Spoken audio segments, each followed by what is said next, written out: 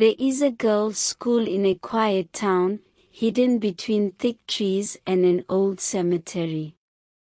During the day, it looks normal, students laughing, teachers teaching, bells ringing. But when night falls, something else walks those corridors. Something small, something evil. Something the students began to call the Goblins of St Mary's. Thunder sound. What happened at that school shocked the entire country. Teachers were afraid, parents were terrified, and the girls living in the dormitories started experiencing things that no one could explain. St. Mary's Girls' Secondary School had existed for more than 50 years. It was strict. It was respected. It was known for producing top students. But everything changed one winter term. It started with whispers in the dormitories. One night, a Form 2 student named Ruta woke up around 2 a.m. She heard scratching under her bed. Scratch, scratch, scratch. At first she thought it was a rat. She leaned down slowly. Then she froze. Two tiny glowing eyes stared back at her. The creature was no bigger than a small child. Its skin was gray. Its mouth stretched into a disturbing smile. And its voice sounded like a broken whisper. Shoo, don't scream. Ruto screamed anyway. The entire dormitory woke up. But when teachers rushed in, the creature was gone. They told the girls it was just a nightmare. But Ruto knew what she saw. And unfortunately, I swear, she wasn't the last. Something moved over there. Weeks passed. More girls began reporting strange encounters. Some said they felt something sitting on their beds at night. Others said they heard tiny footsteps running through the dormitories after lights out. Then things became even more disturbing. One student collapsed during assembly. Another began screaming in class saying something was following her. The teachers tried to control the rumors. But the truth became impossible to hide. Several girls began showing signs of mysterious pregnancies. The school was shocked. Parents were furious. The girls insisted something terrifying. They all said the same thing. It was not a person, it was the goblin. Many people laughed at first. But the students described the same creature. Small, gray, sharp teeth, and glowing eyes.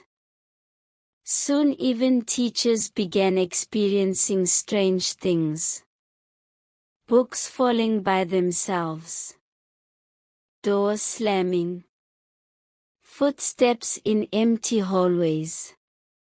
One teacher swore she saw 3 small figures running across the soccer field at midnight. That was when panic truly began. The school called police. They searched everywhere. Nothing. No evidence. But the fear continued growing. Until one elderly groundskeeper finally spoke. His voice trembled as he told the staff something shocking. 10 years ago, the school had a headmaster named Mr. Moyo. He was feared by everyone. Strict, mysterious, and obsessed with strange rituals. One night, he suddenly died. But rumors spread that before his death, he had been involved with dark spiritual practices. The groundskeeper whispered something that made the teachers pale. Those goblins, they belonged to him. According to old stories, some people create goblins to bring wealth and power. But when the owner dies, the creatures become wild and uncontrollable. And St. Mary's School had been built on land that once belonged to Mr. Moyo. That meant one thing. The goblins had nowhere to go. So they stayed inside the school, among the students. One stormy night, everything exploded into chaos. Students began screaming in the dormitories. Teachers ran through the halls. Windows slammed open. Lights flickered violently. Some girls claimed they saw multiple goblins running across the corridors. Others said they heard evil laughter echoing through the school. It was the most terrifying night in the school's history. The headmistress finally made a desperate decision. She called a group of spiritual leaders and prayer warriors from nearby communities. They arrived before sunrise. The entire school gathered in the assembly hall. Students crying. Teachers shaking. The prayers began. Loud. Powerful. Unstoppable. As the prayers grew stronger, something unbelievable happened. Students near the windows began screaming. Outside, small shadowy figures were running across the field. Screeching.